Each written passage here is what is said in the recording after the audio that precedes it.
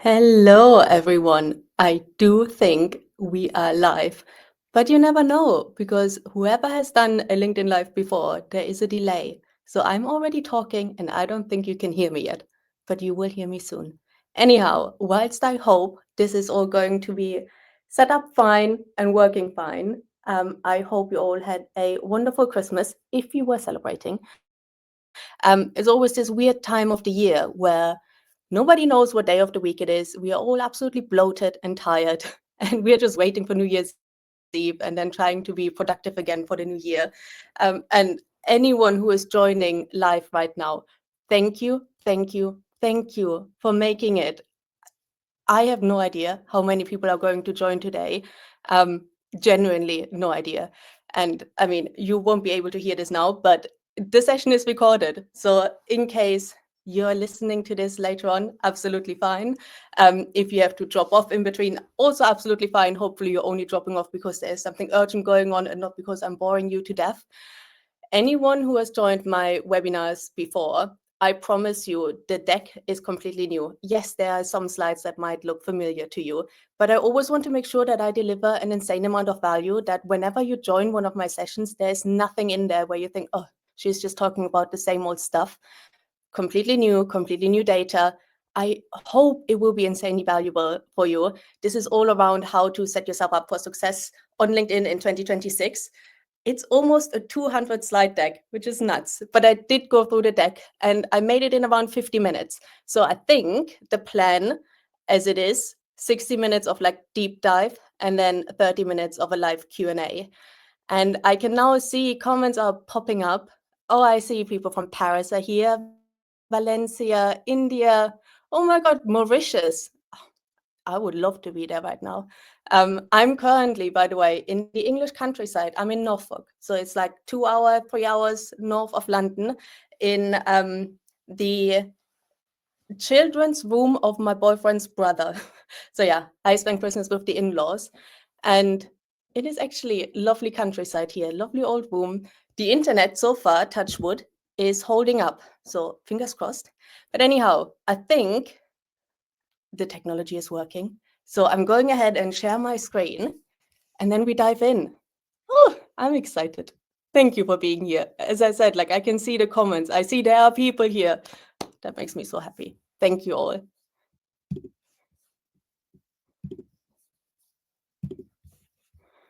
All right. So I have put this into presentation mode. Let me double check. Add to stage. You should be able to see it all. Bear with me. I'm checking on my phone because when you're on your own, you just have no idea. I'm just talking to myself right now. So I'm checking with my team if it's all working fine. And yes, it seems to be working fine. All right, let's dive in. We are already 3 minutes and I've just been talking, but not providing value yet. All right. What's the plan for today? Number one, we talk a little bit around what broke on LinkedIn in 2025. I know it sounds a little bit dramatic, but there's a lot of opportunity. So I'm diving into what changed in 2025 and what do we need to know for 2026. Then we talk about the predictions for 2026. I've done a post about this, but I'm not expecting everyone to have seen this post. And I only look at like the 4 key predictions that are really important for us to bear in mind for 2026. And then with those predictions in mind, we go into realistic goal setting. So not just blurry goal setting, but what actually does make sense. What are the metrics that you should track on LinkedIn? Then we dive into how to nail your positioning. As a quick heads up, I'm not talking through what you should put on your profile. This is something we talked about in previous webinars. I show you how you can get access to previous recordings. So this is more around like how to nail your core, like one-liner, kind of the elevator pitch, like a mini version of it, you will see. And then we go into content and engagement strategies, and I give you an actionable 2026 game plan. And then last but not least, a live Q&A. You might see already, let me actually check, but you should see there is a QR code above my head. If you scan that, you get access to my community. I will reference my community throughout this webinar, but just as a heads up, in case you're curious and you start scanning it, I run a challenge in January for everyone in my community to kind of get us off to an amazing start with prizes to win and everything. I talk about this later, but I'm giving everyone a month free access for the month of January to my community. No strings attached. Nobody needs to pay anything. You can cancel before getting charged. Just wanted to have said this because I will reference the community at some points. I will talk about it later. As I said, in case you were curious, that's where the link goes to. Also, this is where I was talking about like how to set up your profile. You can access all of the recordings from previous sessions on how to set up your profile in my community. Same as with what broke on LinkedIn in 2025. I've done a deep dive into the algorithm earlier in December. So you can watch that replay through my community as well. So as I said, like some parts of today's session, we're not going into too much detail because you can watch it all back through my community. All right, back to the deck. Let's dive in. And yes, there will be a lot of memes, as always, because I cannot disappoint you. And I love a meme. I love a good meme. As an intro, LinkedIn now has 1.2 billion users. However, and most of you already know this, only 1% of LinkedIn users are posting content more than once a week. So active creators. So LinkedIn is still the one social media place where you can actually cut through the noise quite easily and quite quickly because there's hardly any active content creators out there. However, 99% of LinkedIn creators are fed up with the platform. And this is an absolutely completely made up number. Just saying the sentiment around LinkedIn, especially in the last few months, has been quite negative, disheartening. With the changes in the algorithm, everyone sees a drop in their reach. But then also we receive lots of communications from LinkedIn around breaching their terms and conditions in the way how we behave on the platform, even though we are completely applying the rules. So yeah, the sentiment isn't great, but also this means there is a lot of opportunity because I do think that a lot of those active content creators, they might leave LinkedIn, they might give up, they might not step up to learn, but that's not you because you're here, you're ready to uplevel yourself. And I do think those people that now embrace the platform even more so, they will succeed. So I think there's a lot of opportunity out there. Having worked in sales for such a long time, I know the best salespeople are those ones that power through and think outside of the box and are creative and don't give up when things are hard. And as I said, that's you because you're here. So thank you. Because also, again, some of you know those slides, 4 out of 5 LinkedIn members drive business decisions in their business. So it is a great platform to sell your services. 90% of the buyer journey happens before ever speaking to the person selling something. So people do their own research, they see something on the internet, they speak to their peers, and LinkedIn is just the best place to show what you can do, what you offer before actually stepping into the actual sales cycle. And then 88% of buyers say that trust is the number one factor in making a buying decision. So again, you can build a lot of trust before actually speaking to someone. And then very quickly, for those who have no idea who I am, why should you trust me? Those slides, they are the general slides. And I promise you, those are the last slides that some of you might have seen beforehand. And then everything else is a fresh deck. But yeah, I'm originally from Germany. I'm living in the UK now for the past almost 13 years, worked in B2B tech sales for 15 years for some of the world's biggest organizations, and was recently at LinkedIn. Also, as you can see, I was heavily overweight and had a terrible haircut. But yes, that is me in those pictures just a few years ago. And when I was at LinkedIn, I was working with the world's largest organizations and helping them to understand how to show up on the platform, how to generate leads through LinkedIn, how to find talent on LinkedIn, how to create content, everything around LinkedIn. But I was the biggest hypocrite because I actually, alongside 99% of other LinkedIn employees, have never posted on LinkedIn myself before. So I was only teaching what I knew in theory, but I've never done it actually in practice. And I was also wondering, like, why did I never post on LinkedIn? And I came across something about a year ago, which is called the Cringe Mountain. Some of you might have heard of it, and it's really clever. So it's basically, in order to get to the land of desire, you have to climb cringe mountain, which is basically the willingness to look stupid whilst you figure things out. It's the same with posting on LinkedIn. You will stumble your way through in the beginning. You might look stupid in the beginning, but anyone who is climbing that mountain with you, they will cheer you on. They will applaud you, they will help you. And it's only the people that are stuck at base camp that would never even attempt to climb the mountain who might roll their eyes. So we shall ignore them. So I saw this and I thought, yeah, let's just give it a try. This is what I did in February this year. I can still say it. I was at around 2,000 followers and I said, look, I'm just making this public now for some accountability. I'm growing my following to 10,000 in 90 days. And I was just learning everything because as a LinkedIn employee, they don't tell you how the algorithm works. I wish they would. I tried everything to find out how the algorithm works whilst I was still at LinkedIn. They don't tell you because otherwise you could just game the system and it would leak. Like LinkedIn has 20,000 employees. If they would just put out in the intranet, this is how the algorithm works, like it would leak. So I wasn't able to find it out whilst I was at LinkedIn, but I learned from so many brilliant voices, and I will reference some of those creators later on, how to put out content. And thank God, one day before the deadline, I did hit that goal. And then so many doors opened and opportunities came my way. And obviously there were other reasons as well. I handed in my notice at LinkedIn. So on the 1st of July, I was then self-employed.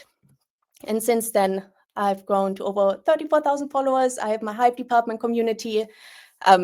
Things are going really well. It's very exciting. But yeah, LinkedIn changed my life, and I hope it will change yours.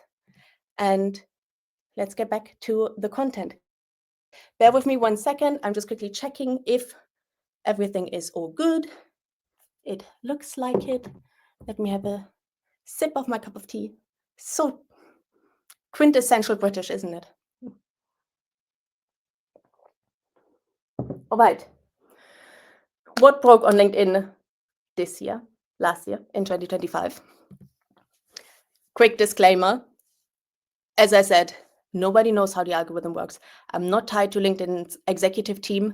What differentiates me from maybe some other LinkedIn creators is that I have worked at LinkedIn. So I know a lot around LinkedIn strategy, and I might be able to apply a bit of like the bigger picture and the more business strategic goals that LinkedIn is pursuing. But otherwise, all the information I have is by being a LinkedIn creator myself and having a very personal interest for my content to perform well. But also, obviously, now I run a LinkedIn business, so I do everything to advise my clients in the best possible way. And I follow all of the key people at LinkedIn that talk about the algorithm, that are tied to LinkedIn strategic priorities. I researched one of the LinkedIn white papers. There was like an official document. So what I want to say here is I don't know it all. What I can guarantee is that I do my very best to scan the internet to figure out what is right information, what might be wrong information. So to cut through the noise and give you what is actually important for you to know when it comes to the algorithm. And what is important is that you need to understand LinkedIn's business strategy. So LinkedIn is an $18 billion data, software, and media company, and they currently grow with a 9% year-on-year revenue growth, which is quite strong in the current economy. LinkedIn's vision is to create economic opportunity for every member of the global workforce, but LinkedIn is not a charity, which is absolutely fine. LinkedIn has been bought by Microsoft in 2016 in a $23.2 billion all-cash transaction, something like this. And obviously, Microsoft has shareholders. So LinkedIn's number one goal is to make shareholders happy. And when we look at Microsoft's recent annual report, and don't worry, I know this is very small, but just letting you know, this is the most recent annual report where LinkedIn is literally saying LinkedIn offers monetized solutions. The growth will depend on our ability to increase LinkedIn's member engagement and ability to continue offering insights and AI-enabled services that provide value for our members and customers. And then in the next sentence, it says, LinkedIn revenue is mainly affected by demand from enterprise and professionals for subscriptions to talent solutions, sales, premium, etc., as well as sponsored content. To put this into easy words, LinkedIn's goal is to create the best feed possible.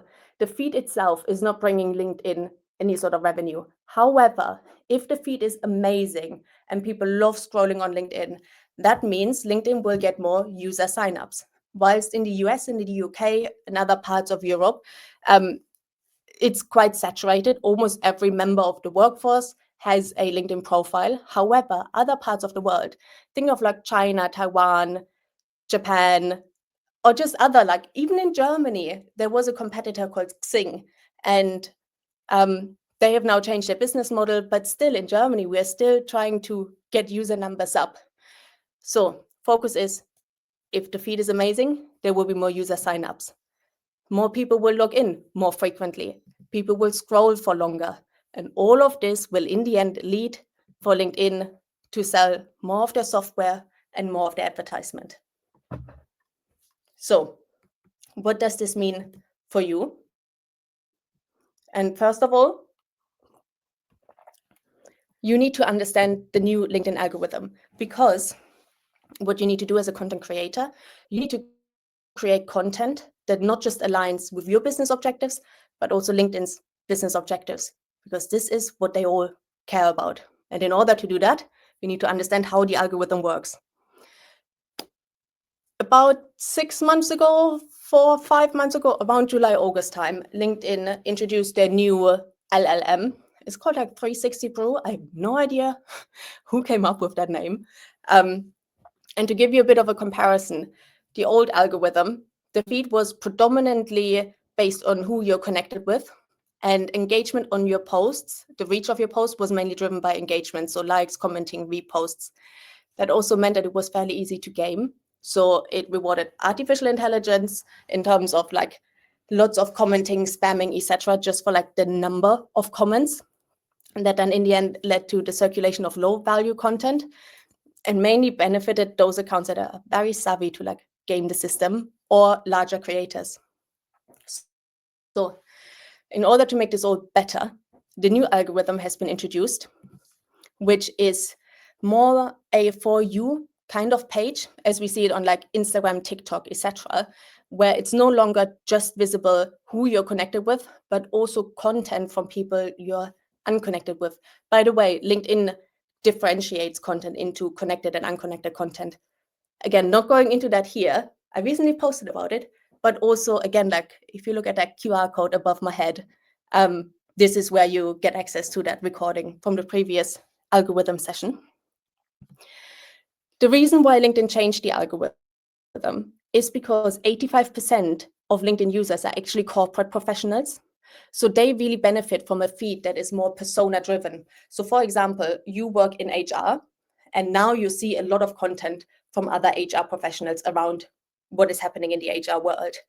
Also, LinkedIn is gearing up to future-proof itself. More and more people from Gen Z and Gen Alpha are coming into the workforce, and they consume content differently than we do in terms of like video content, but also hyper-personalized feeds.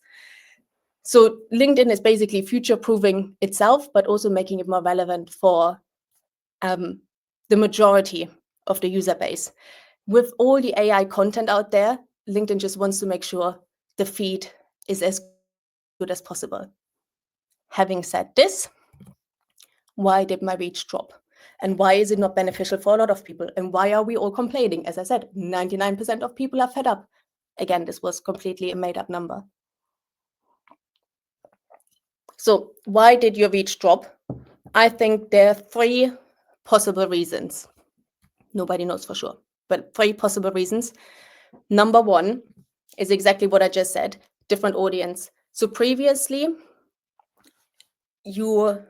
let's say you are a career coach for finance executives.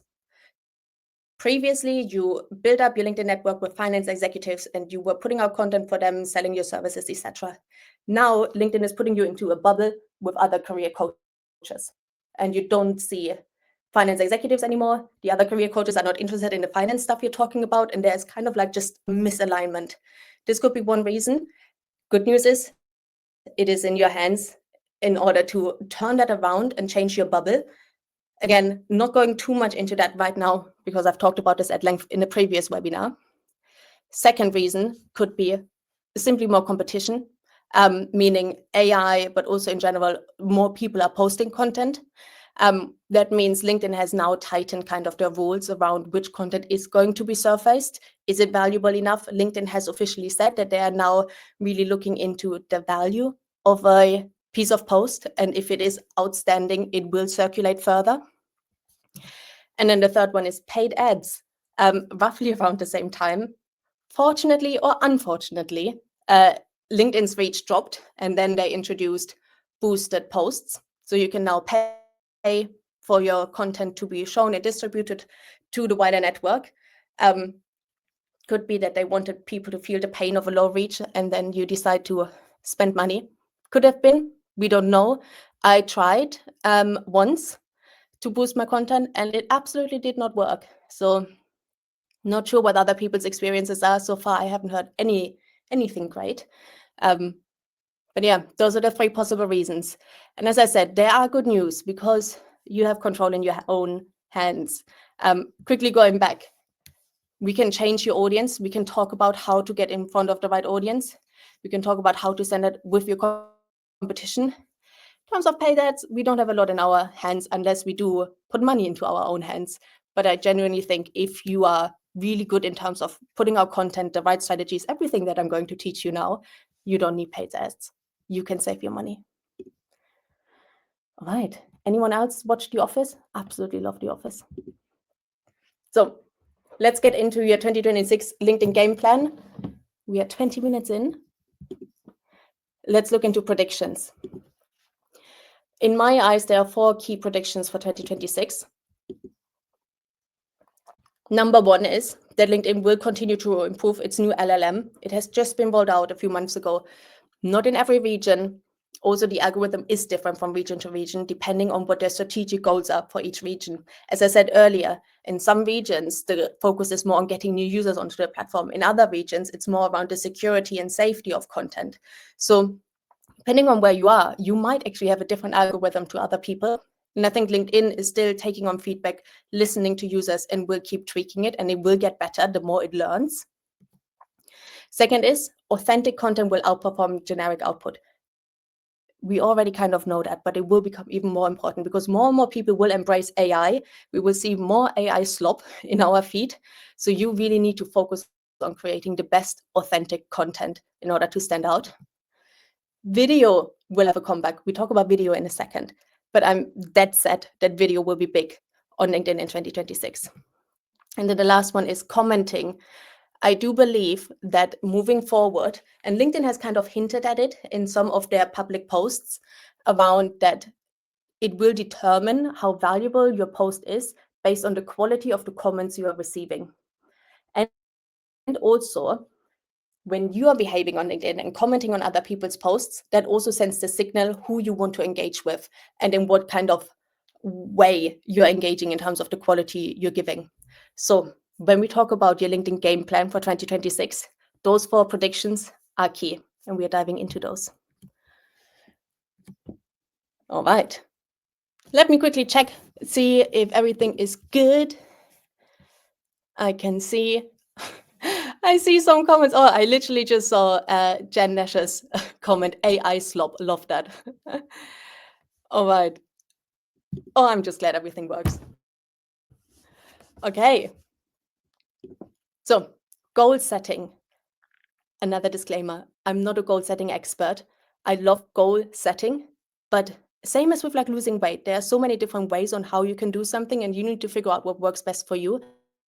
So I'm giving you a bit of an indication. I did some research, and apparently 92% of people who set New Year resolution goals don't achieve them. Do you think it's probably they're trying to change too much, too dramatically in a too short amount of time? Who knows? But I also had a look how to actually increase your chances of success. And there are 4 ways. Number 1 is connected to your why. Joel, you might have seen Joel pop up on my feed, in my comments. He's in my community. Absolutely love Joel. Shout out to Joel. I hope he is here. He actually, I'm part of his mental gym, and he reminded us recently about like always think about your bigger why. Why are you doing it? Because this is really what helps us through the challenging times. So don't just think about I want to get to 10,000 followers. Why do you want to get to 10,000 followers? Oh, because I want to have more leads through LinkedIn. Why do you want to have more leads on LinkedIn? Oh, because I want to have more money for my business. Why do you want to have more money for your business? Oh, so that I can, I don't know, hire more people, or I can work less, or whatever it might be. But the question is, why are you doing it? What is the ultimate goal? Make sure that is front and center for you. That, as I said, in difficult times, you always know why you're doing it.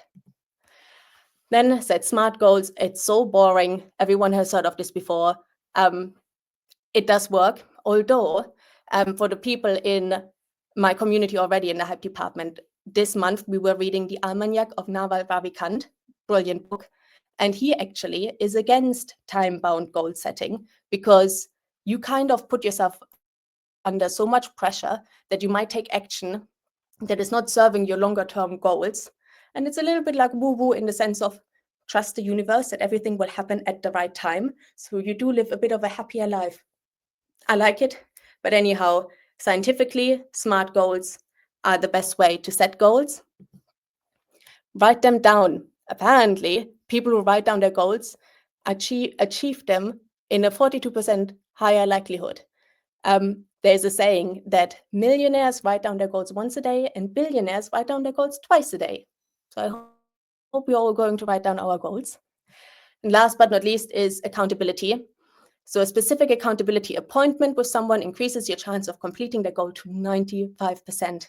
And that was also one of the reasons why I wanted to set up that January challenge in my community, so that we can hold each other accountable and cheer each other on and celebrate wins. So yeah. Now getting on to which LinkedIn metrics should you actually track. Do's and don'ts. Don't followers. I know, and we all do it. And I did it like very loudly, as you know, in February, because the thing is, it's easy. When you click on your profile, you see your followers. When you click on someone else's profile, you see followers. Everyone is asking, how many followers do you have? Like, yes, I get it. I also look at my followers. I'm not denying it. However, you can have 100,000 followers and nobody's buying from you. If they are the wrong followers, if they're not the right followers, it doesn't mean anything. And especially now with an algorithm in place, you can have 100,000 followers, put out very bad content, and it's not moving forward. So followers is not the best metric to use. As I said, we are all human. I get it. I also look at my followers. Next one is likes or comments. Same, easy to see. We can see it on other people's posts as well. We don't want to have a post that only has like 5 likes, and maybe then in the back end we can see it actually performed incredibly well. This is what other people are seeing. This is why we look at it. But actually, again, it doesn't mean anything. We see this with a lot of pictures of, I don't know, selfies, or maybe a very heartfelt post. Yes, they are good. Place them every now and then, but do they actually convert into business? And then lastly, impressions. And we get into impressions in a second, but if you just look at impressions, it's not telling you anything, because you can go viral for the wrong reasons. You can go viral for a funny post, let's say, and again, it's like you accumulate a lot of random followers and people that wouldn't buy from you. You're not building credibility. Or in worst case, you go viral for something controversial and it actually has a negative brand impact on you. What you should track is opportunities. How many leads are you actually generating weekly through your LinkedIn? It's a little bit more difficult to track. It's a bit more manual, but this is actually what really matters. Look into the quality of your comments. You can do it in terms of numbers. So when you look at your posts, how many comments do you receive? But how many comments do you receive from actually the right people? And what do they say? Do they just say, yay, congrats? Or do they actually give you more insights that are valuable for you to know about your business? Are they asking any questions? Like, what can you learn about them? What do they struggle with? Look into who's viewing your profile and how many of those people are your ideal customers. So ICP is ideal customer persona. Track who are the people that are looking onto your profile and how many of those are actually the right people. And then impressions again per post, because impressions do help us to understand whether content was good and whether it triggered some sort of action, whether people are reposting it, going on it, commenting on it. It does something. And that just at least gives us like the focus on looking into it and analyzing it So yes, impressions are bad to track, but also they're good to track. I hope it makes sense. We talk about impressions in a second. How to set your goals. Again, I'm not a goal setting expert, but I think a very good way to set your goals is, first of all, understand your benchmark. Forget the rest of the world. Just look at yourself. Where are you right now? What's your status quo? Track your metrics for 1 month and see where you're at. Don't change anything, just track it first. Then you could, I know this is a little bit aggressive, but you could just double your current status quo as a goal. I'm saying this, do this for those goals that you have in your own hands, not anything that is tied to an algorithm. So for example, if you get 1 lead on LinkedIn per week, try to get to 2 leads per week. If you have like 50 people viewing your profile who are your ideal customers, try to get it to 100. However, when it comes to impressions, we have an algorithm in the way. I put out this post, some of you might have seen it, which is impressions benchmarks, is from the Shield Index, looking into what is like the typical range of impressions per follower. So this helps. So if you're currently at like 1,000 impressions, don't aim suddenly to go to 2,000, or if you're at 10,000, don't suddenly think to go to 20,000, because this is not how LinkedIn works, as I said, because there's an algorithm in place. And then once you have consistently hit your goal for 1 month, then you double it again, and so on.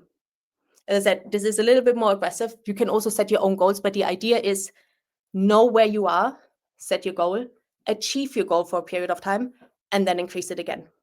So yeah, I hope this makes sense. Getting onto the 3 non-negotiables, and I look at the time, we are good on time. The 3 non-negotiables for LinkedIn success for 2026, forever, I believe, are your profile, your content, and engagement. Looking into your profile, as I said, we're not going through the perfect profile setup today. The QR code above my head, this is where you can have access to how to best set up your profile. But what I want to dive into is understanding your mission. There's like this mini tiny elevator pitch that really nails down what you stand for. It's the foundation of everything. It's not just your profile, but also your content, who you speak with in your DMs, when you have podcast interviews, everything. It's described in a short, memorable line. It's that one problem that you want to solve for people, and also weaving in what makes you unique. And once you have nailed that down, you should then show it on your profile, in your banner. That's the first thing that people are seeing. You should reference it in your headline, because the headline is shown everywhere when you post, in your DMs, in the suggestions, in the comments. Weave it into your about section. Your featured section should relate back to it. In your content, you should hone down on it. And again, in your experience section. Obviously, I'm not saying use the same line everywhere, but it's kind of like, this is your mission statement. How can you make sure it is consistently, coherently summarized in your profile? Because the more clear that is, the more clear it is for people seeing you, but also for the LinkedIn algorithm to understand what it is that you do. I came across a GPT by Ruben Hassid. I'm not sure if you guys follow him. He's brilliant. I tried out his GPT, scan the QR code to get access to it. Don't do it now, like scan the QR code now, yes, but then come back to the session and try out the Mission GPT later, because that was brilliant. It asks you a set of questions and it helps you define your mission. I've done it, and for me, it came up with, I show you what actually creates visibility on LinkedIn, straight from someone who has been on the inside. So the idea is what is that one problem? Is visibility on LinkedIn. I wanted to add the word actually, because as I said earlier, I want to help people to cut through the noise. And then straight from someone who has been on the inside is my unique selling point. All right, going into content. This is the biggest part of the presentation. There are different types of content, and there's something new about this that I will share in a second. Previously, I've always talked about content as a marketing funnel, and that is still true. So you need to think about the top of the funnel, middle, and bottom. So top means you create awareness. This type of content is designed for people to see you for the first time and get eyeballs onto you, to create visibility.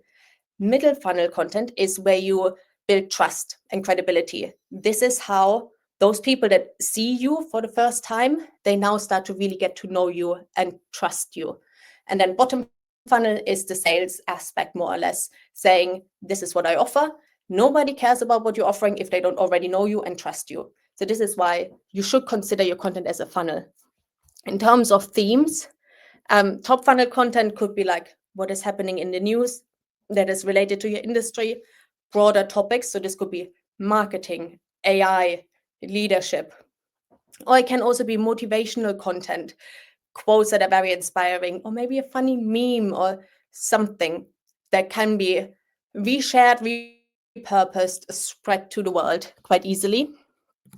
Middle funnel content is case studies. So you show how you help clients, customer success stories, and also a bit more niche down content. So if top funnel is marketing, niche down content would be marketing on LinkedIn, for example, or marketing on LinkedIn via profile optimization, if that makes sense. Then bottom funnel is like this salesy aspect, call to action, get people to sign up to your newsletter, to join the webinar, anything like this, and also personal updates. A lot of people get this wrong in the beginning when they start posting on LinkedIn. They only post personal updates. It's like, hey, I won this award, or hey, I went to this conference. Nobody cares if they don't already know you and like you. So personal updates are bottom funnel content. This is not all as black and white that one post is top funnel and this is this and this is this. You can have a top funnel post with a bottom funnel call to action at the end. Like it is all, as I said, it's not black and white. And also the more I really thought about the different types of content, the more I also realized that there probably is no right or wrong strategy to it. Previously, I always told people post 70% top funnel, around 20% middle funnel, and maybe 5 or 10% bottom funnel content. And then I joined Chris Donnelly's Creator Accelerator cohort. It was a very big investment. It was very good. I got a lot of value from it. And he, for example, he says to basically only post top funnel content. And then I started to really be conscious about when I was on my feed to look into what other people, especially big creators, what kind of content are they posting? And the more I looked into it, I was then realizing, am I following the right strategy? Am I following the wrong strategy? And I realized I don't think there is a proper strategy, because any sort of strategy comes with benefits, advantages, and disadvantages at the same time. And I'll go into this in a second. But I just want to briefly pause and let you know as well, you need to understand your business, your customer, and know what you believe works best for them and your goals. For example, if you want to land a lot of speaking gigs and podcast interviews, if you only post top funnel content with your face removed, only talk about broad things, they don't really get to see the person behind the scenes. They don't really get to see how you talk, how you articulate, what your persona is, how you really work with clients, how you are in action in life. So therefore, if that is your goal, to land more speaking gigs, podcast interviews, maybe it might be better to post a few more middle and bottom funnel posts. On the other hand, if you want to be a well-known thought leader in a specific field and you only post about your life advice and motivational bits and pieces and how you overcame challenges in your life, you might not be seen as an industry expert. So maybe the best strategy for you is to just focus on infographics and carousels. And then for some people, like myself, I do a bit of a mix. So I think you just need to be aware of what would be best for you. And I can help you figure it out and guide you. But it is incredibly hard for a group of us today. I actually have no idea how many people have joined, for us to give a generalized, this is the blueprint. And I must say, there are a lot of LinkedIn gurus out there. And I was the same as you. I wanted the blueprint. I wanted the strategy. I wanted to know exactly, do this, and then you will be successful. But that's not how it works. And the more I look into it, the more I realize there are so many nuances to it. And also the more you just need to trust yourself as well. Whilst we gurus can give you guidance, in the end, it is down to you. And I try to give you as much guidance as possible, but I never want to be that guru that tells you do this, otherwise you will fail, because there is no perfect formula. All right, I'm sorry, I know I took a lot of time here, but this was just something that just recently I thought, I don't want to be one of those gurus telling you exactly what you need to do, because I don't believe there is a perfect strategy. So to just highlight what I just said, I've broken down, as you can see, top, middle, bottom funnel, and the different types of content. And I had a look, for example, Chris Donnelly, he posts predominantly broad topics and then a little bit of niche content. By the way, this is just my own kind of like summary, what I believe when I see their content. There is no actual data behind it. Stephen Bartlett, huge creator as well, huge visibility. He mainly posts motivational content and personal images. Ruben, he posts more niche content, also broad topics, but nothing kind of personal. Lara Acosta, I know a lot of people also follow Lara. She is brilliant. She has very much spread out her strategy. Mel Robbins, another huge personality, posts a lot of motivational content and personal content and stays completely away from like broad topics and industry news. And then, as I said, and there is me with also a bit of a split. I post a lot of motivational content, post niche down content, which is all around LinkedIn, and personal content. And then everything else is a little bit in between. How to never run out of content ideas. So when you think about, okay, I want to post and I want to do like different bits and pieces, but you can't really think about what to post. The easiest way I always say is like, have your notes app open and write in anything that comes to your mind, just a small sentence, and then you can revisit later on. But if you want to make it more strategic, I came across something that I wanted to share with you by Daniel Korenblum, a fellow German. He put out this recently, a 4-step plan, which is step 1, go to ChatGPT and use the prompt, you are an expert at niche, your target audience is this. What are 20 pain points they face trying to achieve X goal? And then it basically gives you a list of pain points. You review it, adjust it, etc. And then as a next step, you ask ChatGPT again, rewrite these pain points into how-to statements. Keep it short and simple. And then basically you have a list of like lots of how-to statements that you can then use in your content to write how-to posts, ideally for your target audience, triggering their pain points and helping them with their solutions. And I thought this was brilliant. So at any point, if you're stuck on content ideas, revisit this. Obviously, look into what's happening in the news. Look what other creators are doing. But this would be brilliant in terms of valuable educational content, easy way. Shout out to Daniel. Now we go into a lot of data-heavy slides. I'm just quickly checking if people are still here, still following me. Yes. All right. Oh, I wish I could see the comments. I would love to see what you're talking so I can sense what the energy is, what you're talking about. I'm so sorry that I can't see them, but happy to revisit anything like this in the Q&A later. Best posting formats and times. So we are looking at data from the latest Q3 State of the Algorithm report by Will McTighe and Chris Donnelly. They analyzed thousands of posts. We need to take the data with a pinch of salt. I will get onto that. But this is the most recent data that I could find from July, August, September. And it basically looks into the best formatting for posting. The reason why I take this is because this is with the new algorithm in place already. A lot of the data that I look into from other people, I shall not name names, but from other very big creators that put out algorithm reports. And it is unclear in terms of the time frame where the data comes from. And I asked for clarification and I couldn't get any. So this is why I'm relying on the data from them too. Which asset should you use? So this is now around like your post, what you should put with it. Top asset, carousel, followed by infographics, followed by quotes. So this is like a motivational quote, followed by personal images, followed by other images, followed by video, and then text only. Text only, 85% of people scroll on their phone. If you don't have any sort of asset and just a text, people scroll past it quite quickly. That's why it's not performing that well. Video, we're talking about it in a second.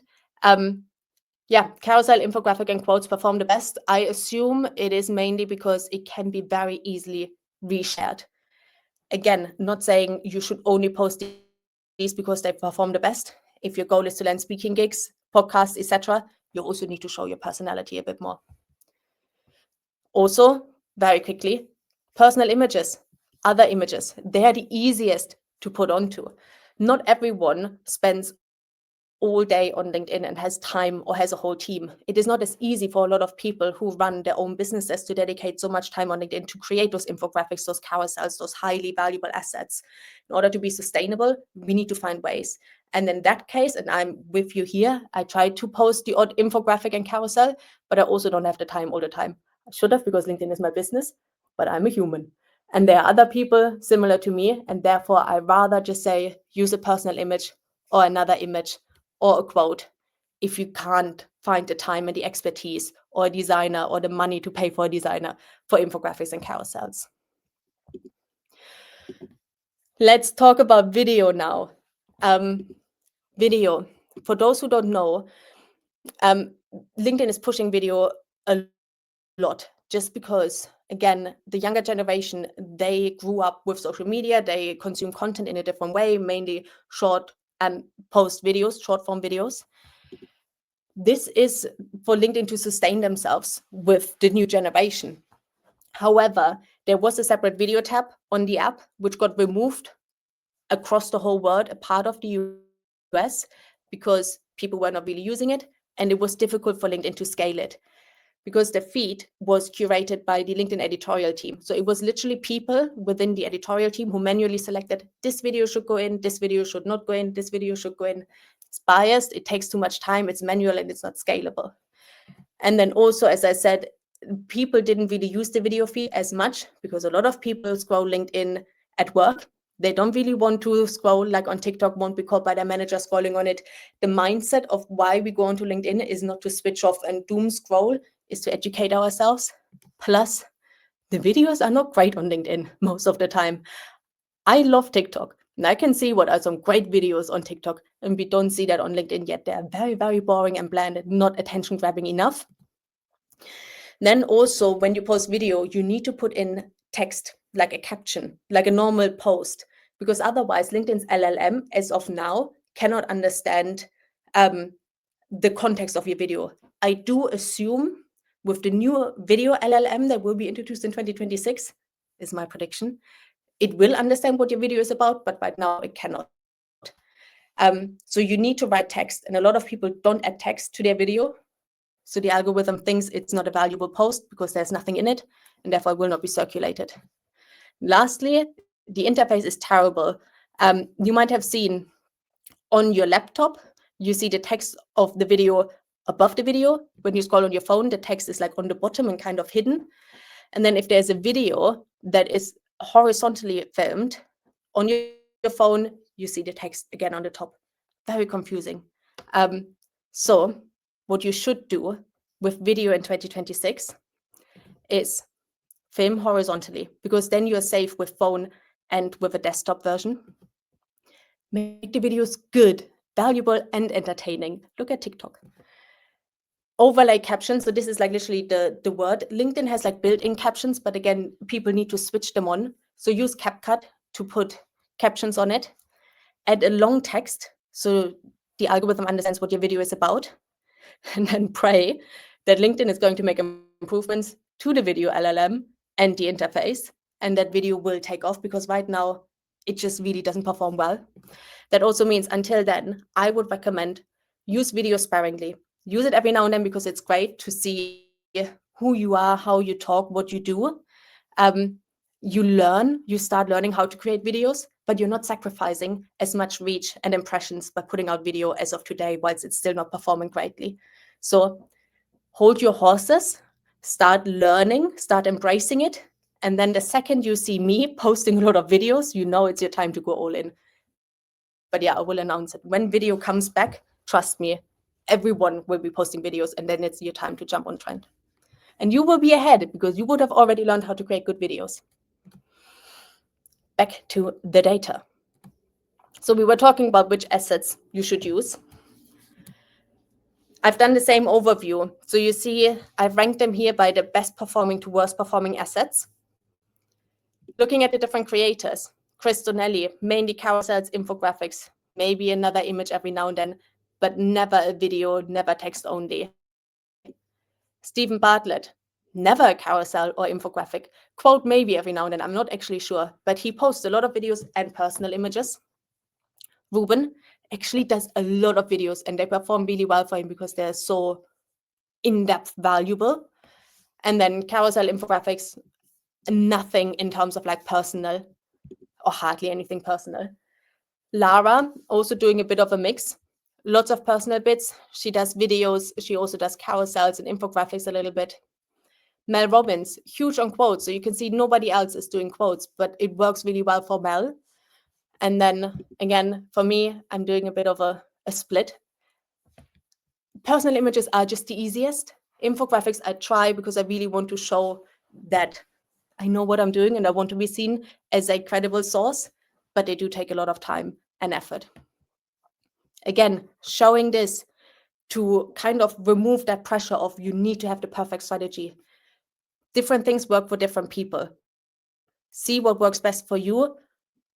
Happy to help you, guide you, but don't stress yourself out too much. Ideal content length. So in terms of the letters, the characters, you can see that actually 1 and 2 are kind of like the same. I'm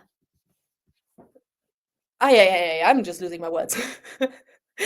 They have the same reach. That's what I wanted to say. So long content and very long content performs the best.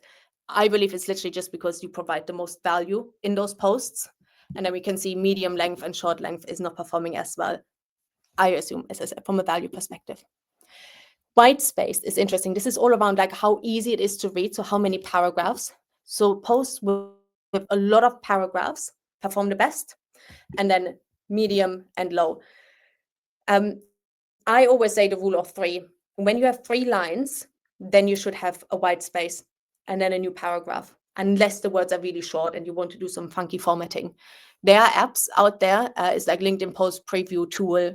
You don't need to sign up. It's just a website. It's also linked in my Hype Department community, where you can preview how your post will look like on a desktop version and on a mobile and on a tablet.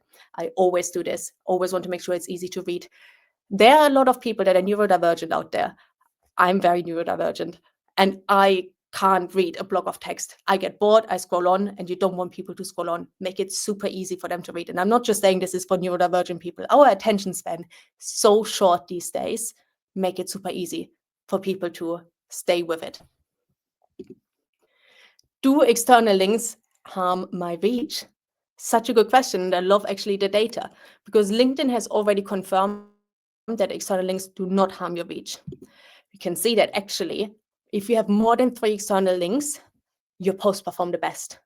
And then fewer and none perform the worst.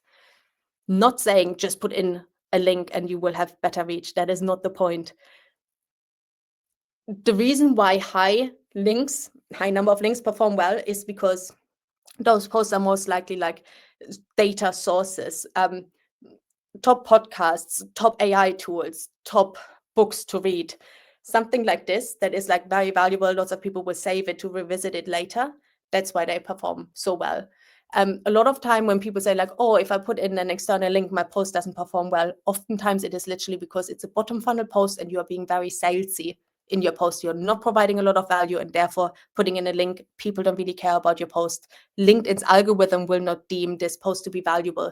Therefore, it's not performing well. What I do whenever I advertise a webinar, something like this, I make sure I provide an insane amount of value in my content, only mention the link at the bottom with a very short call to action. And that's it. When should I post? So hold your horses here, bear with me. As per Will and Chris, Saturday and Sundays perform the best in terms of posting, and Wednesday and Thursday the worst. However, I was very skeptical when I saw the data because having worked at LinkedIn, we also have the data, and I look at the data and it normally is Monday to Friday are best times, Tuesday, Wednesday, Thursday outperforming. So I was very skeptical when I saw this data, but then I thought, hey, maybe times have changed. So I had another look at a different data set. This one is from Sprout.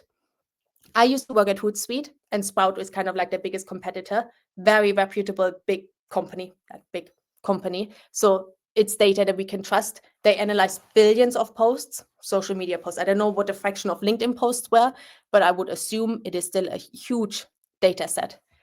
The data is from, oh, sorry, I think you can't see it. It's from May to September. So similar time period. So we still have all of August and all of July that is overlapping, and there's a little bit of other data. Let's assume kind of we can trust both data sets. This one actually says best posting time Wednesday and Thursday, worst one Saturday and Sunday. It is literally the complete opposite of what the other data set has said. So I was thinking about whether I should include this or not, because on the one hand, I'm completely diminishing any sort of credibility here, because what's the point in sharing your data that is inconclusive? But I also want to show you, be sensible when you see any sort of data out there. Always apply some critical thinking and be wary of it. Try to draw your own conclusions. Don't just blindly trust what someone says is the truth. And in this case, the conclusion is actually look at your own data. Have a look, when is your ideal audience online, at what time, at what day of the week? And this is when you should post.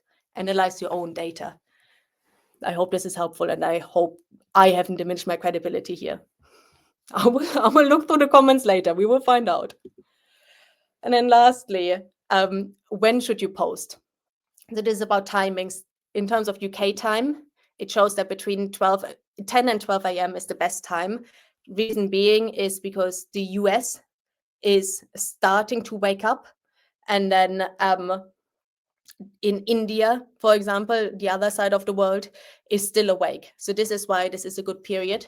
If you post early in the day, we can see there's also a bit of a spike, which could be because the US is still awake and India has like lunchtime. Again, when is your audience most likely online? This is when you should post. And now we get on to do the engagement part. And then look at the time. We are fine. Yes, we will overrun a little bit, but it won't be too bad. Engagement. LinkedIn's own research is saying buyers are 5 times likely to engage with someone whom they recognize. So yes, put out content, but also show up in the comments. Will McTighe, in their data, they're saying the top 5 creators comment almost 500 times more. 500% more. So they post at least 150 comments per week, which is around 20 a day, versus 25 for average creators, which is 3.5 comments a day. So that shows the more you comment, the more reach you potentially will get. Jay, brilliant. He's a legend. Really, really highly respect Jay. He put out a post a while ago around commenting, but also he preaches around commenting a lot of the times, and I highly support that. He's saying that 90% of our notifications are now regarding comments. Not sure if 90% is correct, but I can definitely tell in my notifications, there are a lot around commenting. So that means if you are commenting under someone else's post, they will get a notification, but also other people will get notified and see if I have commented on someone else's post. We now can see the view count on comments, and oftentimes the impressions are higher on the comment than actually on our own post. It happened to me as well. Sometimes I get up to 20, 30,000 impressions under one comment. Same as we just said, outreach is easier when it's warmed up. There's a lot of reciprocity. No idea if I pronounce this correctly, but basically if you comment under someone else's post, they're most likely to also then return the favor. We're not talking about engagement pods here. Happy to answer any questions around engagement pods later on, but this is not about like, hey, I comment under your post. Are you going to comment under my posts? Kind of like agreement, not what we're talking about. And then the last one is your perceived authority will grow. Commenting do's and don'ts. So simple, you all know it. But don't just say great job or just use emojis or AI comments ever. You should add more value. Maybe ask the author another question. Position yourself as a thought leader and really showcase what you can do. But I also want to be real with you and human with you. If you are going to comment under 20 people's posts a day and you aim to do this with all 20 comments, you burn out. Unless you have a team who does it for you, and that's fine. It's not fine, it's against LinkedIn terms and conditions to have someone else log in with your account, but in theory, human beings who have a normal business to run, whose business is not LinkedIn, is just one of the tools in their toolbox, you burn yourself out. So what I would say is try to aim to add the most value under other creators' posts. If you can't, then focus on your ideal customers, the people that you really want to land, do the best there. And then with other creators, you can go a little bit more light. What I love to do is memes. You would have seen them. I always try to post under big creators post. Stephen Bartlett's, Mel Robbins, Gary Vaynerchuk's, all of these with a funny meme, something interesting, exciting. It's quick, it's easy, it's different, it stands out. And then I hope that I get a lot of impressions, which I do. And then I hope that my headline is curiosity, intriguing enough for people to go onto my profile. And then I want my profile to be set up perfectly that people understand what I do and they start to follow me. And I do receive a lot of DMs with people saying, oh, your headline intrigued me. Let's connect. So don't burn yourself out. Be strategic about it. As I said, it's not easy to do the proper way perfectly all the time. So how to win LinkedIn without sacrificing your sanity? I have come up with the 20-20-20 method. A lot of you would have seen this already. And I do actually believe it is a brilliant method. It's basically you spend 1 hour on LinkedIn whenever you post. Quick heads up, you don't need to post every day, because I wholeheartedly believe that 3 high quality posts beat 7 shit posts. So really post when you have a good piece of content together. If you want to say something, if you have something valuable to say. Otherwise, if you just produce content for the sake of it, you will not enjoy it, you will burn out, you will not get great impressions. So don't force yourself. Reduce the amount of posts, but make them count, make them good. And then every time you do post, send 20 comments. Connect with 20 people. If you have a premium or a sales navigator access, you can send 150 connection requests per week.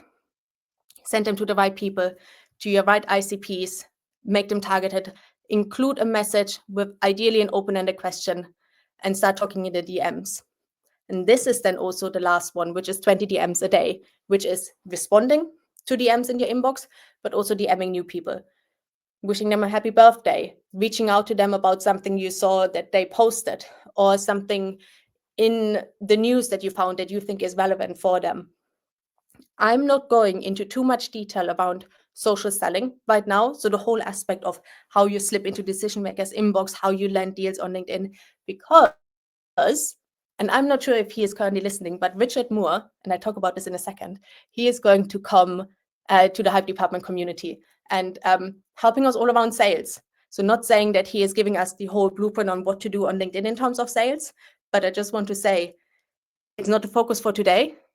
But there are experts who know about this. There are experts that I bring into my community. And also I worked in B2B tech sales for 15 years. So I know how to do sales. And then also it depends. Do you sell to businesses? Do you sell to individual personas?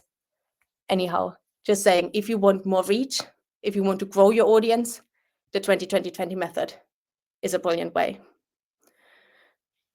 Also, speaking about 20 connections a day, if you don't have a premium or sales navigator access, the January challenge, and I'm going to talk about in a second, will help you, because one of the prizes is 2 months free sales navigator access.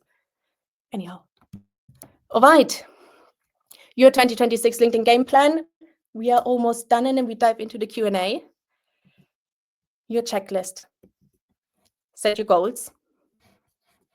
Write them down once a day or twice a day. Nail your positioning. Go to Ruben's GPT, play around with it. It is brilliant. Then update your profile. Add those bits in, make it crystal clear what you stand for, what you do, who you help with, what is that one problem. Then craft the best content. By the way, when it comes to crafting good content, I know I told you a lot of like statistics and data here, and I didn't give you like actionable, this is how a perfect content looks like. Access my community. Sorry to say it again, but there is so many material around it. There is a Roast My Post section. We have Roast My Post bi-weekly sessions where we learn and analyze and do everything around how to craft good content. Engage in the comments will be huge for 2026. As I said at the beginning of the presentation, I wholeheartedly believe that LinkedIn will predominantly look at the quality of comments you receive under your own posts that determine the reach of your post. So you should also leave high quality comment under other creators' posts to help them out. If it's a good post, show that it's a good post by leaving a high quality comment. And in terms of social selling, this is how you make yourself visible, warm up your clients, etc.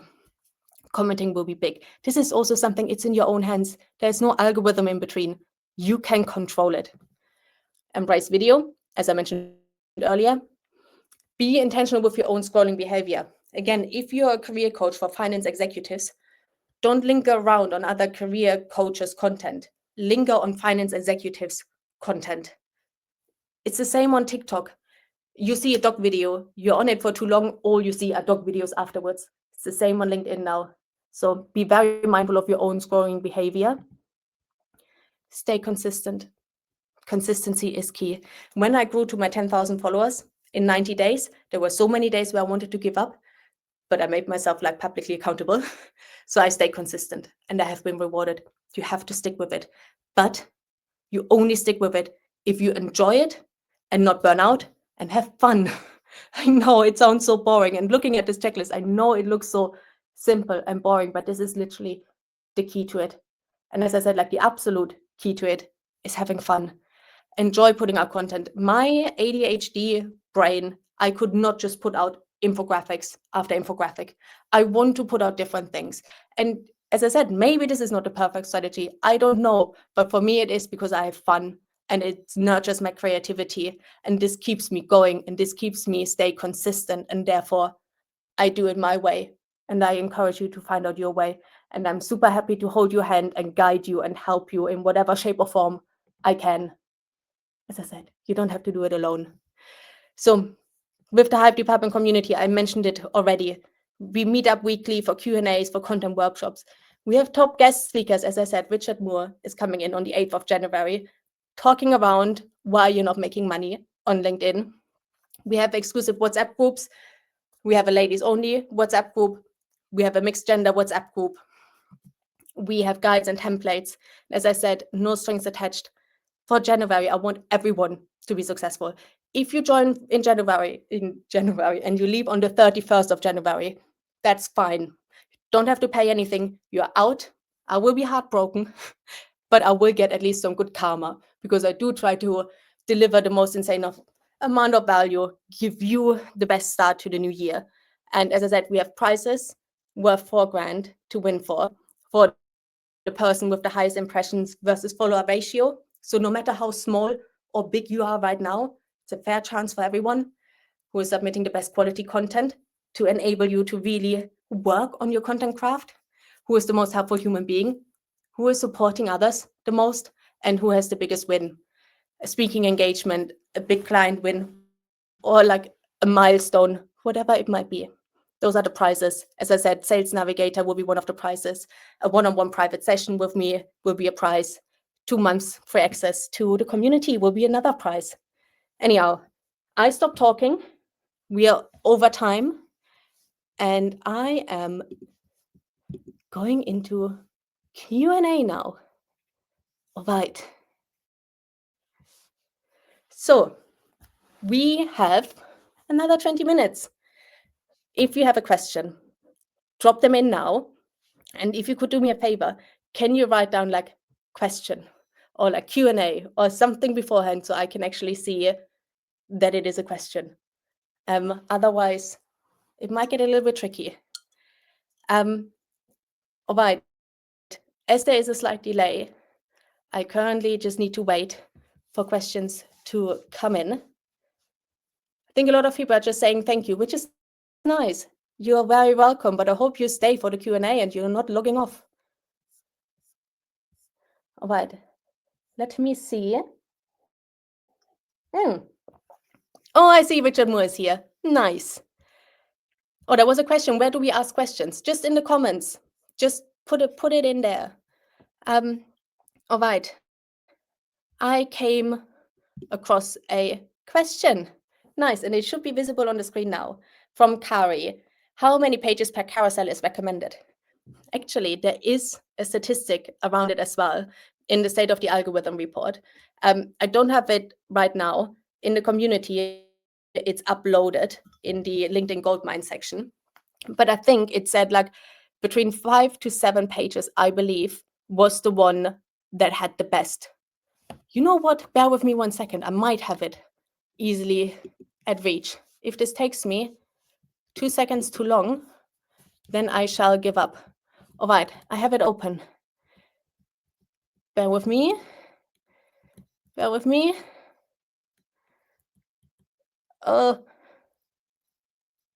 It says, well, it says over 5 images, but there's also no comparison. So apologies. That's the only data I have right now. But yeah, I hope this is helpful. All right. So I see there is question, but I can't see the question. Apology, Justas. I hope I pronounced your name correctly. I go on to the next one from Raquel. Considering LinkedIn has now bubbled our networks, I love to say a bubble, how do I then DM people within my ICP when I'm not reaching them? Is this something we can see a change with, reach-wise, based on the content we create? And then we will penetrate those circles of people we want to get to. All right. So I think we need to consider like 3 kind of angles, or almost 4 angles, which is 1, your profile setup. So that needs to be perfectly set up for your ideal customers if this is your goal. So again, you're a career coach for finance executives, just making this up. Your profile should be set up geared towards finance executives. Yes, it should still say that you're a career coach, obviously, but in terms of keywords, etc., we need to make sure you get into that bubble as much as you can. The next aspect is your content that should be very clearly focused on finance executives and how you can help them and what is happening in that world in terms of career development, etc. Then we need to look into commenting. So you should only comment under finance executives' posts. And then lastly is DMing. When it comes to DMing, I actually highly recommend Sales Navigator. I know it costs money. At LinkedIn, we get premium for free for like the rest of our life as a LinkedIn ex-employee, alumni. But if you want Sales Navigator, you have to pay for it privately. It costs like $100 per month. And if you ever want to cancel Sales Navigator, you cannot go back onto premium for free. And I made the decision to pay for Sales Navigator privately because you can set up amazing lead lists and then really focus on your commenting for the right people, to find the right people, DM the right people, reach out to them, so you can make that really, really targeted. If you can't have access to Sales Navigator, by the way, you can sign up for 1 month for free, as far as I'm aware, or be very active in my January challenge and you might win 2 months for free. If you don't want to use Sales Navigator, with a premium profile, you still have a better people search to find the right people. So on your LinkedIn homepage, and I think even without a premium one, you already have good filters. So if you're on your LinkedIn homepage and you click on the search bar, don't put anything in, just click on the search bar, press enter. You can put up a people search, click on people, click on all filters. And then you can set up people that follow a specific creator, for example. So again, if you're a career coach for finance executives, think about creators that lots of finance executives would follow. No idea who that would be. But yeah, I hope you get the gist of it. And then in the people search, you can put in anyone who follows that particular creator. And then you can still narrow it down a little bit by industry. You can't narrow it down by role, but by region, you can narrow it down. And then you see everyone who is following that particular person. So you can then message them all, connect with them with a highly personalized message, saying that you're both following that particular creator and maybe asking a question around like something that's currently happening in the industry, whatever it might be. That would be a great way for LinkedIn, with your profile setup, with the content you put up, with the commenting, and also the people you connect with and DM with. You should get into the right bubble.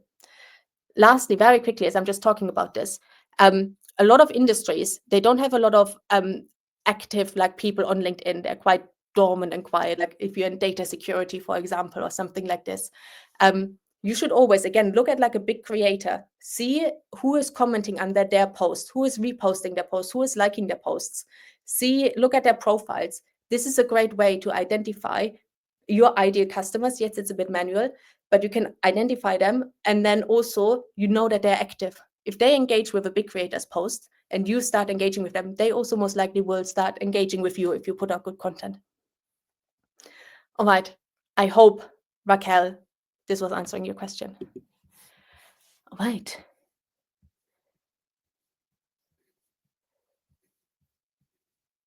Oh, it's so nice seeing some more familiar names and faces. I see Radiana. Good to see you. All right, there's another question by Kirsten. What are your thoughts on leveraging the craziness of the job market? I've started reposting relevant jobs from my network in a LinkedIn discussion group for my target audience, and my impressions have skyrocketed. I work B2B and realize they may not currently have buying power, but I'm getting their attention and they are viewing my profile. Hopefully, I earn their trust through my other content. When they do have buying power, I will be still on their radar. All right. I will make this question relevant to everyone here. I just want to say, I don't know Kirsten on top of my head, meaning I don't know exactly what you do. It sounds like you might be a career coach, you might do recruitment, you might do something related to job search. LinkedIn categorizes. Let me just, sorry, I hide your comment, Kirsten. We are still on it, but I think it blocks my face. LinkedIn categorizes content into 3 brackets: valuable insight, a job opportunity, or a career update. Those are the 3 groups. Valuable insight is like the majority of our posts. This is what we put out, the carousels, everything. A job opportunity is literally either you post a job or you repost someone else's job or you talk about a job opening. The LLM is clever enough to understand it. And then career announcement is literally like, I'm happy to announce I'm now promoted to manager of XYZ or join this company. We know that LinkedIn is pushing these 2 formats more than valuable insights. So when you talk about jobs or talk about career progressions, LinkedIn will artificially push those things because LinkedIn's value statement is to create economic opportunity for every member of the global workforce. So we know they're pushing these more. We also know these are most tightly connected to LinkedIn's software offering. So it helps LinkedIn strategic goals to promote these posts more. I can talk about this for hours. But basically, it's very clever what Kristen was doing in terms of leveraging job posts to get more visibility. Of course, if your business is completely removed to recruitment and staffing and the job world and all of this, then don't jump onto this trend. There's no point in it. But if you are, then it makes sense. Something also to bear in mind is Kristen was talking about posting in discussion groups.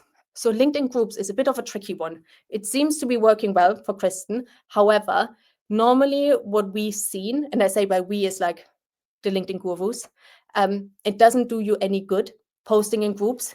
And there's even, I go as far as saying it almost hinders you. When I was in Christonelli's group, he said that he had someone who was only posting in groups and like predominantly in groups, and his own content wouldn't do anything. And the second he stopped posting in groups, his content took off. So there must be something, I have no idea what it is, but apparently it could, for some reason, harm your reach, but also it just doesn't improve your reach posting in groups. I'm very open-minded. If anyone has great like experiences posting in groups, please let me know. I'm always here to hear about a hack and understand what works, what doesn't work. But talking to other LinkedIn gurus, there is not a single LinkedIn guru that tells you go onto groups because it doesn't seem to be working. But having said this, please, if it works for you, let me know. All right. Let's go on to the next one from Trevor.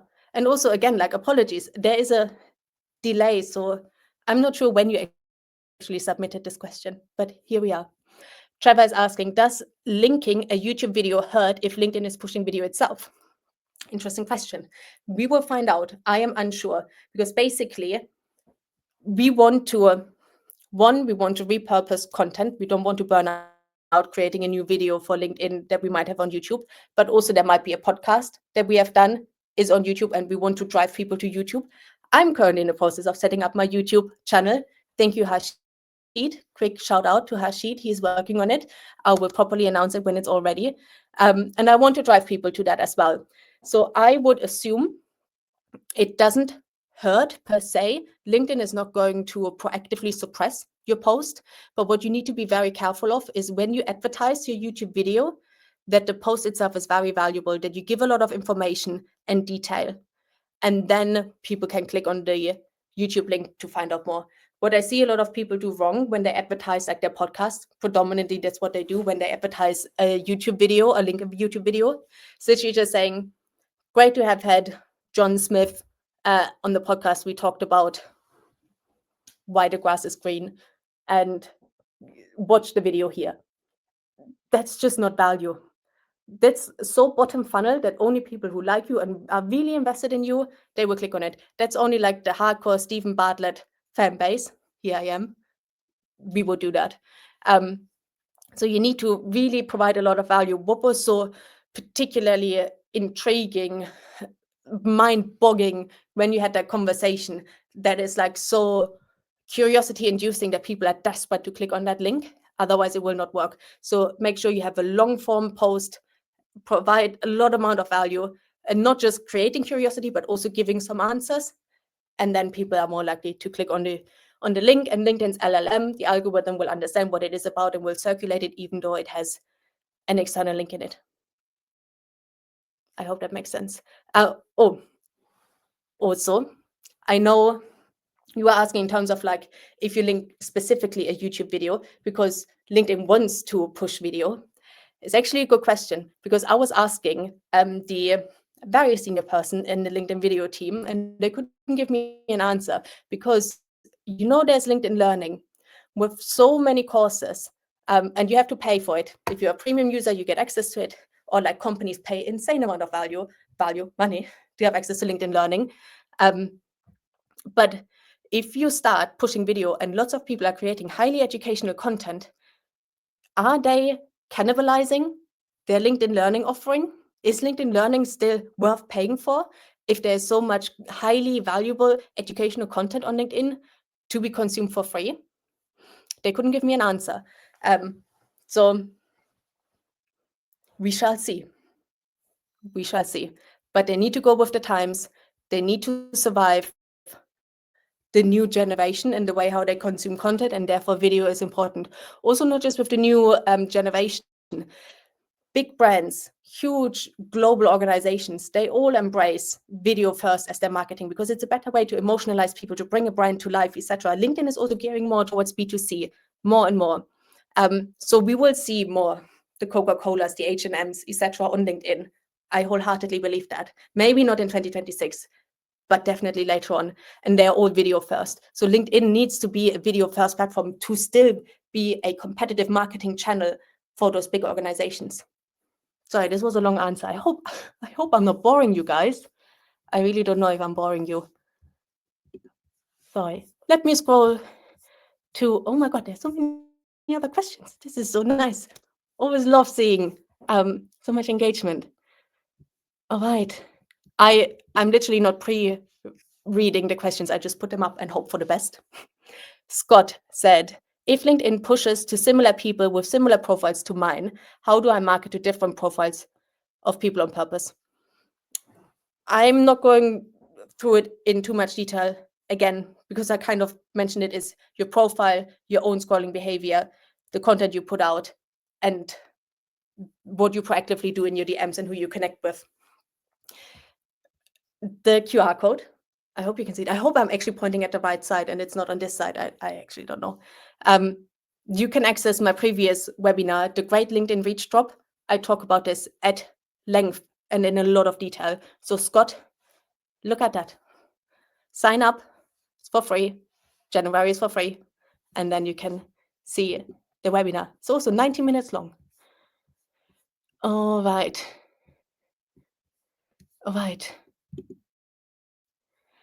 Jen Jen asked, what do you think about, by the way, very clever, because you put it in all caps, so it caught my attention. What do you think about the new company page that is $890 a year worth it? Very quickly around company pages.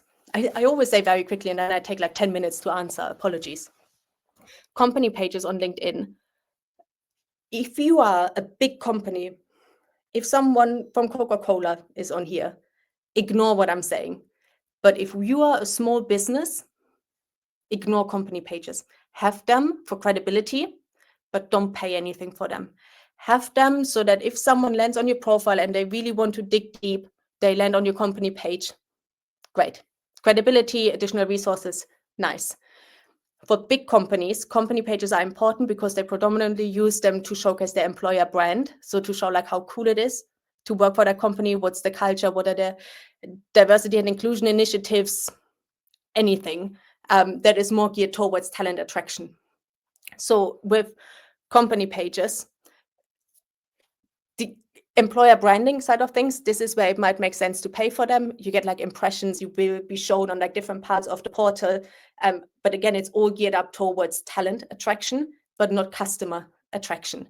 So when we talk about business owners who want to use company pages to get business and not employees, don't spend any money. When you look at your own feed and you scroll, how long does it take you to actually get a post from a company page that is not sponsored? Hours. You will not see one because the algorithm will not prioritize it because they get hardly any engagement. It's a bit of a myth. I'm not sure if it's true, but I would almost go as far as saying when you have a company page and you put out a post through your company page, it will only be shown to your current followers of that company page. That means it's absolutely pointless to try to acquire new customers through your company page. It's all around founder-led marketing. People want to see the founder, the person behind the business. Don't use your company pages. What you can do is put out a personal post and use your company page to sponsor your personal post. But this is kind of the same as boosting your post now personally. You have now both options. I don't actually know which one would work better. I think it's exactly the same. So I would not invest in any money for a company page. Ignore it. Invest in Sales Navigator, invest in LinkedIn strategy advice, invest in joining my community to learn how to put out great content for yourself that will drive so much more organic reach to the right people in the right way than focusing on the company page. I hope that answers your question. I know I didn't go exactly into that offering because also those offerings change all the time. But I know from having worked at LinkedIn and I was selling company pages, like those different tiers, they were all geared towards talent attraction. Right. There's another one in all capitals that got my attention. From Sam, what are your thoughts on native newsletters? So native newsletters, as in LinkedIn newsletters, I assume. I'm not a fan of it. Yeah, sorry, LinkedIn. Now that I don't work at LinkedIn anymore, I can be a little bit more open. The issue is that LinkedIn newsletters, you never own the email addresses. They are still on the LinkedIn server. You can never see someone's email address. So if LinkedIn decides to shut down that functionality tomorrow, all your subscribers have gone. Also, a lot of people don't switch on email notifications for LinkedIn. So they will never get notified if they actually receive a newsletter. So what I've heard from people who use the LinkedIn newsletter is that actually their delivery rate, I think, or even the opening rate, I'm not quite sure, is so low. A lot of people also signed up to their LinkedIn with not like their primary email address. They might sign up with their work email address. And so it's all like, it's just not great. I would highly recommend to set up a newsletter because you own that data. There's no algorithm in between. Try to set it up as early as possible. I'm going to run a session in my community with Harrison. He has set up my newsletter. That is still like in early stages. But he is going to talk about the importance of newsletters, how to set it up in the best way, etc. Hopefully I get him in for January. I'm a little bit disorganized, as always. But yeah, there would be a good session. So newsletter, yes, very important to own the data. Do not have an algorithm in between. Native on LinkedIn, I wouldn't do it. The reason why it is attractive is because you can invite people to join the newsletter. And a lot of people will sign up. And yes, you might have like 5,000 people on your newsletter list, but hardly anyone will open it. You don't own the email addresses. And from what I've heard from other people, they don't perform very well. So I would just try to deplatform as soon as possible. What I was considering was you could, in theory, set up a LinkedIn newsletter, get everyone to sign up, and then announce in your newsletter after a while, oh, now go onto my real newsletter on a different platform. I came across someone who done this, and they said it was absolutely a flop. So just try to deplatform properly straight from the get-go, I would say. All right. I see a comment by Alain Daoust, I'm not sure if that is the right pronunciation, saying, I never read them. I also never read them. Never. I only subscribe to email newsletters to people I'm actually really interested in. There's a person called Kate Ledon. She's absolutely brilliant. Give her a follow. Her newsletter is really, really good. And then I have some other people that I signed up to their newsletter. This is just the best sign of people that are actually keen to hear from you. So they will be ready to buy. When you then put out your newsletter, provide value, and put in an offering, this is how you make the money, from what I've heard. I don't have set up my own newsletter yet. But yeah, I only have a handful of people I subscribe to the newsletter, but I'm actually very keen and I'm very close to purchasing from those people. And this is what you want. You want to have the people that are ready, that are really invested, and not just anyone that clicked once, accept, and then never read them. All right. Dorothy, webinars that are not via LinkedIn Lives. How to not confuse your invitees as to where to go. I don't think I'm qualified to answer that question because I'm still figuring this out. This is the second webinar I've ever set up myself. I have done them with a different partner, external partner in the past. Didn't work out too well with them. Don't want to shame them. I was my own fault for not educating myself properly enough on that partnership. But anyhow, I'm just starting to do them myself. The first webinar I wanted to set up, I wanted to do it on Zoom because everyone knows Zoom, but it was ridiculously expensive. It would have cost for like 2,000 attendees, like something like $3,000 for a one-off webinar. Absolutely nuts. So I spoke to a few people and they all said LinkedIn Live is the best. Set it up via like another party like Restream or StreamYard. I'm using StreamYard right now. So it's recorded and then yeah, you connect it with LinkedIn Live and you can have as many people. And then you can also stream it to like YouTube, etc. But it is like, it's not great with LinkedIn Live. So like last time I've done it, so many people were confused on how to get access to the webinar. The thing is, I'm not participating right now. So I have no idea what the experience is. But I've attended LinkedIn Lives before and it was fine for me. So I shall keep my eyes and ears open for feedback from my team and everyone else if I have confused anyone with this webinar. But I think moving forward from what I've learned, the best way to do webinars is, I mean, my business is LinkedIn, so I do a LinkedIn Live, but that also means it doesn't cost me ridiculous amounts of money to stream. It will be recorded. I have lots of functionalities with StreamYard.